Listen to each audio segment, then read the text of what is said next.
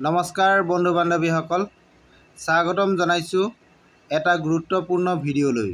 বন্ধু বান্ধৱীসকল, আজি মই যিটো বিজ্ঞাপন লৈ আপোনালোকৰ ওচৰলৈ আহিছোঁ, আপোনালোকে নিশ্চয় থাম্বনেইল দেখি জানিব পাৰিছে যে অসম গ্ৰামীণ বিকাশ বেংকৰ নিযুক্তি।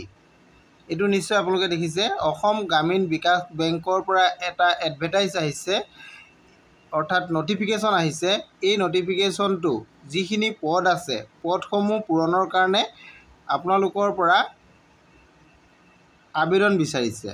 ইয়াতে মুঠ পদ আছে 360। আপোনালোকে দেখিছে বিভিন্ন পোষ্ট আছে। এই পদসমূহ অসমৰ বিভিন্ন জিলাত নিযুক্তি দিয়া হ'ব আৰু ইয়াৰ কাৰণে অনলাইন আবেদন অলৰেডি আৰম্ভ হৈছে।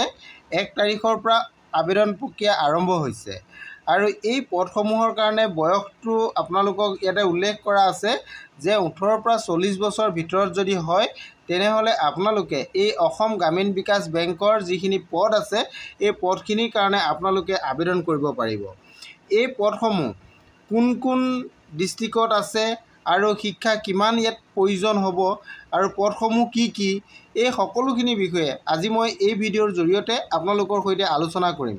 ইয়াতে অল ইণ্ডিয়া বেচিছ নটিফিকেশ্যন আহিছে। মই কেৱল অসমৰ গ্ৰামীণ বিকাশ বেংকৰ নটিফিকেশ্যনটোহে মই আপোনালোকক আজি দেখাম। এই বিজ্ঞাপনটো অল ইণ্ডিয়া বেচিছ হৈছে, কিন্তু মই তাৰ ভিতৰত অকল অসমৰ যিখিনি পদ আছে এই পদখিনিৰ কথাহে আজি আমি আলোচনা কৰিম। আপোনালোকে ভিডিঅ'টো শেষলৈকে চাব, তেতিয়া সকলোখিনি এই পদসমূহৰ বিষয়ে জানিব পাৰিব। আৰু যদি আপোনালোক মোৰ চেনেলত প্ৰথমবাৰলৈ আহিছে তেন্তে চেনেলটো ছাবস্ক্ৰাইব কৰি কাষতে থকা অল নটিফিকেশ্যনটো অন কৰি দিব, যাতে আপোনালোকে এনেধৰণৰ বিজ্ঞাপনবিলাক সৰ্বপ্ৰথমে লাভ কৰিব পাৰে। আহক আমি ভিডিঅ'টো আৰম্ভ কৰোঁ। নমস্কাৰ বন্ধু বান্ধৱীসকল, আপোনালোকক আজি মই যিটো বিজ্ঞাপন দেখাম, বিজ্ঞাপনটো আপোনালোকে ভালধৰণে চাব, শেষলৈকে চাব, তেতিয়া সকলোখিনি কথা জানিব পাৰিব। আপোনালোকে প্ৰথমতে ইয়াতে হেডিংটো নিশ্চয় দেখা পাইছে। এইটো এটা কমন এক্সাম হয়, কমন ৰিক্ৰুইটমেণ্ট প্ৰচেছ। ইয়াৰ পৰা আপোনালোকে যিখিনি পদ আছে পদখিনিৰ কাৰণে ৰিক্ৰুইটমেণ্ট দিব। ইয়াতে কমন এক্সাম পতা হ'ব। এই এক্সামবিলাক কেনেধৰণৰ হ'ব এইখিনি কথা আপোনালোকক জনাম।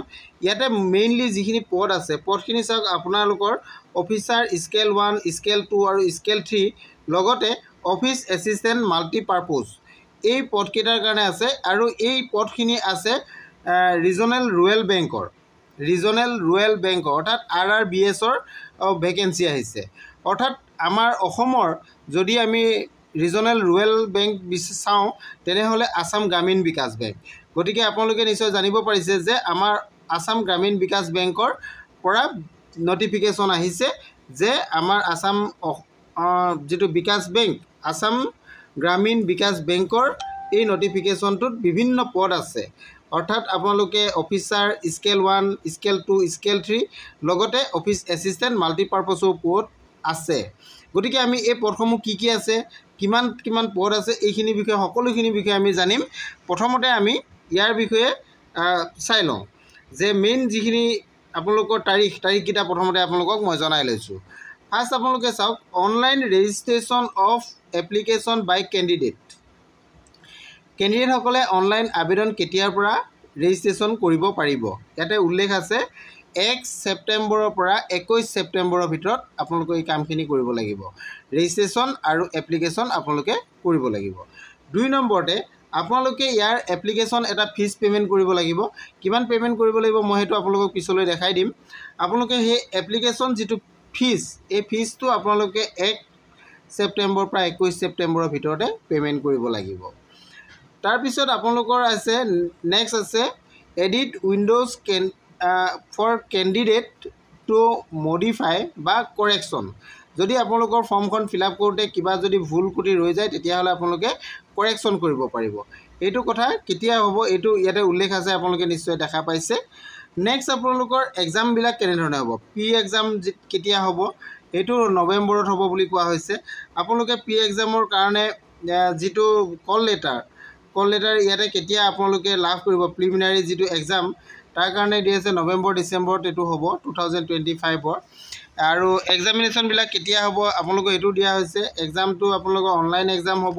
প্ৰিলিমিনাৰী যিটো এক্সাম সেইটো নৱেম্বৰ ডিচেম্বৰত হ'ব আৰু ইয়াৰ ৰিজাল্টটো আপোনালোকৰ ডিচেম্বৰ জানুৱাৰীৰ ভিতৰত হ'ব, এইটো লিখা আছে।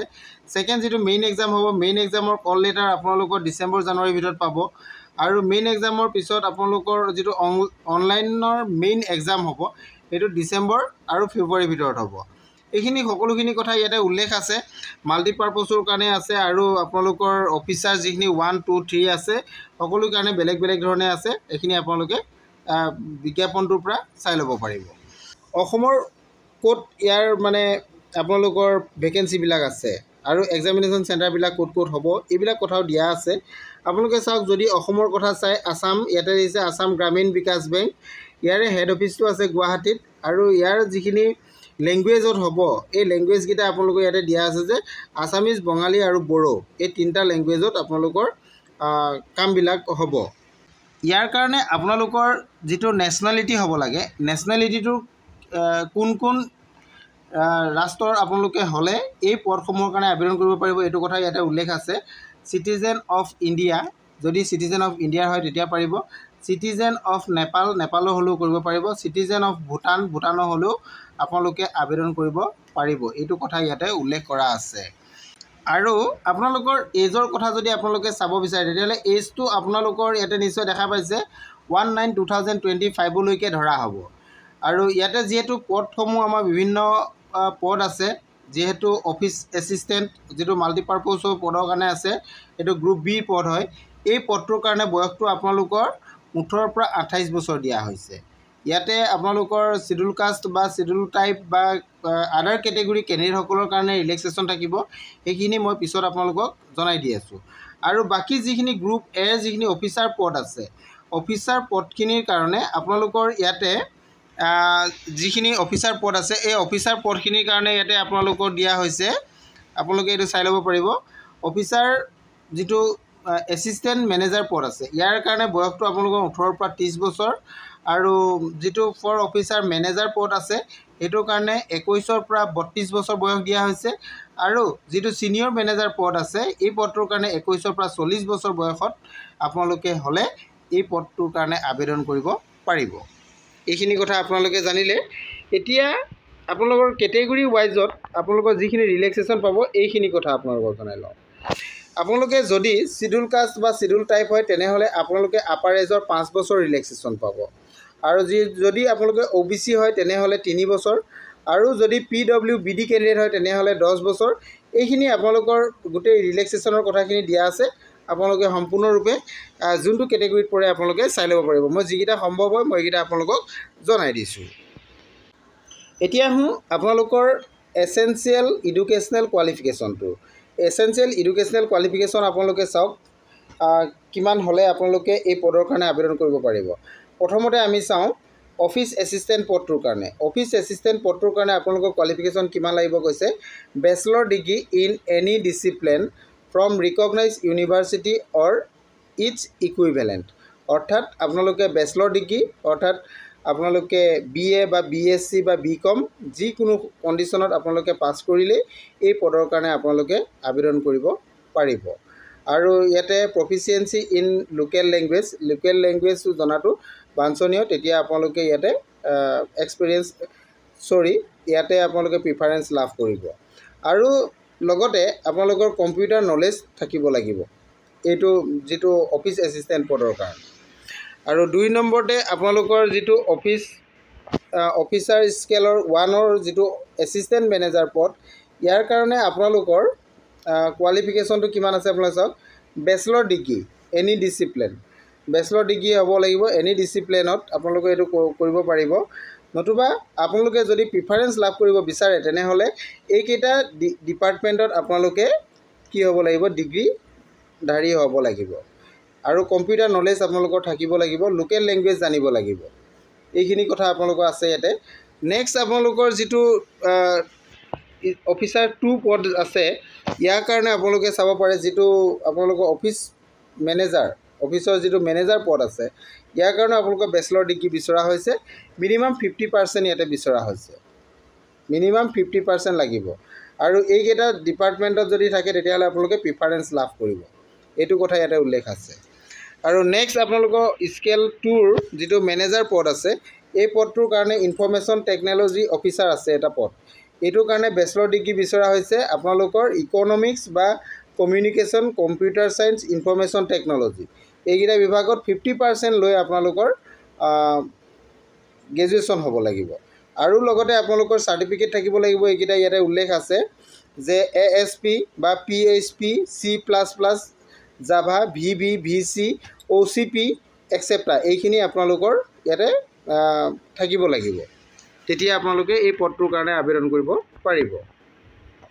আৰু এটা পদ আছে আপোনালোকৰ ছিনিয়ৰ মেনেজাৰ। এই ছিনিয়ৰ মেনেজাৰ পদটোৰ কাৰণেও আপোনালোকৰ বেচেলৰ ডিগ্ৰী লাগিব, মিনিমাম 50% থাকিব লাগিব। আৰু ইয়াতে আপোনালোকৰ বিচৰা হৈছে ডিপ্ল'মা ইন বেংকিং বা ফাইনেন্স এইবিলাক থাকিলে আপোনালোকে প্ৰিফাৰেঞ্চ লাভ কৰিব। এইটো মাৰ্কেটিং বা এগ্ৰিকালচাৰ, হৰ্টিকালচাৰ, এগ্ৰিকালচাৰ ইঞ্জিনিয়াৰিং এইবিলাক যদি আপোনালোকৰ গ্ৰেজুৱেশ্যনত আছে তেনেহ'লে আপোনালোকে প্ৰিফাৰেঞ্চ লাভ ইয়াতে কৰিব। এইখিনি কথা আপোনালোকে এডুকেশ্যন কোৱালিফিকেশ্যনটো জানিলে। এতিয়া আহোঁ আপোনালোকৰ যিটো এপ্লিকেশ্যন ফিজটো আপোনালোকে কিমান পে'মেণ্ট কৰিব লাগিব। এইটো আপোনালোকে চাওক, যিটো অফিচাৰ পদ আছে যিখিনি স্কেল 1, স্কেল 2, স্কেল 3 তেওঁলোকৰ কাৰণে আপোনালোকৰ দিয়া হৈছে যে 175 ৰুপিজ পে'মেণ্ট কৰিব লাগিব SC, ST আৰু PWBD কেণ্ডিডেটসকলে, এইটো উল্লেখ আছে। আৰু 850 পে'মেণ্ট কৰিব লাগিব আদাৰ কেণ্ডিডেটসকলে, এইটো নিশ্চয় আপোনালোকে বুজি পাইছে। আৰু যিটো আমাৰ অফিচ এছিষ্টেণ্ট মাল্টিপাৰ্পছৰ পদ আছে, এই পদটোৰ কাৰণে 175 পে'মেণ্ট কৰিব লাগিব SC, ST, PWBD, ESM অৰ্থাৎ ইকনমিকেলি উইক কেণ্ডিডেটসকলৰ কাৰণে কোৱা হৈছে। এইসকলে 175 পে'মেণ্ট কৰিব লাগিব। আৰু ইকনমিকেলি উইক কেণ্ডিডেটসকলে তেওঁলোকে ইনকম চাৰ্টিফিকেট প্ৰডিউচ কৰিব লাগিব। আৰু বাকী আদাৰ কেণ্ডিডেটসকলে 850 পে'মেণ্ট কৰিব লাগিব। এতিয়া আপোনালোকে চাওক, আপোনালোকৰ যিখিনি এক্সামিনেশ্যন পেটাৰ্ণ, যিটো প্ৰিলিমিনাৰী এক্সাম অনলাইন যিহেতু হ'ব, অনলাইন প্ৰিলিমিনাৰী এক্সামত আপোনালোকৰ যিখিনি পেপাৰ থাকিব ইয়াতে টোটেল আপোনালোকৰ 80 মাৰ্কছত থাকিব আৰু 80 কুৱেশ্যন থাকিব। 80 কুৱেশ্যন 80 মাৰ্কছ, অৰ্থাৎ ৰিজনিঙত থাকিব 40 কুৱেশ্যন 40 মাৰ্ক আৰু নেশ্যনেল এবিলিটি থাকিব 40 কুৱেশ্যন 40 মাৰ্ক। সময়টো আপোনালোকৰ 45 মিনিটছত এক্সামটো হ'ব। এইটো প্ৰিলিমিনাৰী এক্সাম। আৰু স্কেল 1ৰ কাৰণে যিটো প্ৰিলিমিনাৰী এক্সাম হ'ব, এইটো যিটো মই ওপৰত ক'লোঁ এইটো আপোনালোকৰ মাল্টিপাৰ্পছ অফিচ এছিষ্টেণ্টৰ পদৰ কাৰণে। আৰু স্কেল 1ৰ ঠিক তেনেধৰণে 80 কুৱেশ্যন 80 মাৰ্ক হ'ব। এইটো কথা আপোনালোকে গম পালে। নেক্সট যিটো আপোনালোকৰ মেইন এক্সাম হ'ব, মেইন এক্সামটো এইটো তেনেধৰণে হ'ব 200 মাৰ্ক কুৱেশ্যন 200 মাৰ্ক হ'ব আৰু 120 মিনিটছত হ'ব। এইটো মাল্টিপাৰ্পছৰ কাৰণে। আৰু নেক্সট যিটো অফিচাৰ পদৰ কাৰণে আছে তাৰো 200 মাৰ্ক 200 কুৱেশ্যন এইখিনিতো থাকিব। 120 মিনিটছত আপোনালোকে এক্সামটো দিব লাগিব।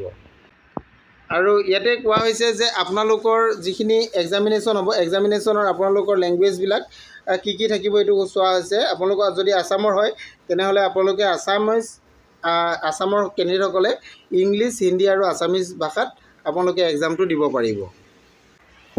এতিয়া আমি আহোঁ এই আপোনালোকৰ যিটো অফিচ এছিষ্টেণ্টৰ পদ আছে, এই পদটো আমাৰ অসমত কিমানটা পদ আছে মই এইখিনি কথা আপোনালোকক জনাওঁ। পদসমূহ ক'ত ক'ত কিমান আছে এইখিনি কথা আপোনালোকে চাব পাৰিব।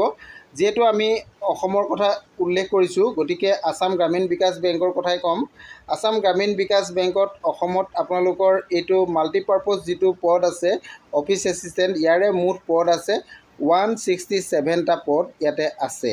এইটো আপোনালোকে দেখিছে কেটেগৰী ৱাইজত আছে। SCত আছে 25টা, STত আছে 12টা, OBCত আছে 45, EWSত আছে 16টা, জেনেৰেলত আছে 69 আৰু ঠিক তেনেধৰণে PWBD কেণ্ডিডেট আছে, ESMৰ আছে। টোটেল মিলি আপোনালোকৰ আছে 167টা এইটো আমাৰ অফিচ এছিষ্টেণ্টৰ পদ আছে। এইটো আপোনালোকে জানিলে। আৰু যদি চাই আপোনাৰ অফিচাৰৰ যিখিনি পদ আছে, এই অফিচাৰৰ পদৰ আপোনালোকৰ অফিচাৰ 1ৰ যিখিনি পদ আছে এই পদখিনিৰ কাৰণে আপোনালোকে যদি চাই আছামত আপোনালোকে চাওক ইয়াতে টোটেল আছে 185টা পদ ইয়াতে অফিচাৰ পদ আছে। ইয়াতে 185ৰ আপোনালোকৰ SCৰ 27টা, STৰ 13টা, OBCৰ 49টা, EWSৰ আছে 18টা আৰু জেনেৰেলৰ আছে 78টা পদ আছে। ঠিক তেনেকৈ আপোনালোকৰ PWBD কেণ্ডিডেটেও ইয়াতে এইখিনি ৰিজাৰ্ভেশ্যন দিয়া আছে, 2টা আৰু 1টা। এইখিনি আসামৰ কাৰণে দিয়া হৈছে। ঠিক তেনেধৰণে স্কেল 2ৰো আপোনালোকে যদি চাব বিচাৰে, স্কেল 2ত আপোনালোকে যদি চাই আসাম গ্ৰামীণ বিকাশ বেংক, ইয়াতে আপোনালোকৰ কোনো ধৰণৰ অসমৰ কাৰণে পদ এইটো নাই। জেনেৰেল যিটো আমাৰ বেংকিং অফিচাৰ পদ যিটো আছে তাৰ কাৰণে অসমত পদ নাই। আৰু যদি চাই নেক্সটটো যদি আপোনালোকে চাই, এইটো হৈছে অফিচাৰ স্কেল 2 IT যিটো ইনফৰমেশ্যন টেকন'লজিৰ পদ আছে, ইয়াৰ কাৰণে আপোনালোকৰ ইয়াতে 3টা পদ দিয়া হৈছে। 3টা পদৰে এটা হৈছে OBC আৰু 2টা জেনেৰেলৰ কাৰণে দিয়া হৈছে। আপোনালোকে এইকেইটি কথা জানিব পাৰিছে। আৰু ঠিক তেনেধৰণে যদি চাই আপোনালোকে এইটো যদি CA পদ যিটো আছে, CA পদটো আসাম গ্ৰামীণ বিকাশ বেংকৰ অসমত আপোনালোকে যদি চাই 3টা পদ দেখিব, এইটো জেনেৰেল কেটেগৰী কেণ্ডিডেটৰ কাৰণে দিয়া হৈছে। ঠিক তেনেধৰণে আৰু আছে আপোনালোকৰ ইয়াতে যিটো লৰ পদ আছে, লৰ যিটো পদ আছে এইটো কাৰণে আপোনালোকৰ অসমত 2টা পদ আছে। এইটো দেখিছে জেনেৰেলৰ কাৰণে, এইটো অপেন কেটেগৰী কেণ্ডিডেটৰ কাৰণে দিয়া হৈছে 2টা পদ। এইখিনি আছিলে মুঠ পদসমূহ। আপোনালোকৰ সকলোখিনি পদ মই দেখাই দিলোঁ। এতিয়া আপোনালোকে আবেদন কৰিব পাৰিব, যিহেতু 21 ছেপ্টেম্বৰলৈকে তাৰিখ আছে। গতিকে আপোনালোকে 21 ছেপ্টেম্বৰৰ ভিতৰত এই কামখিনি আবেদনৰ সম্পূৰ্ণ প্ৰক্ৰিয়াটো আপোনালোকে কৰি ল'ব বুলি মই আশা ৰাখিলোঁ। আজিলৈ ইমানেই। Thank U.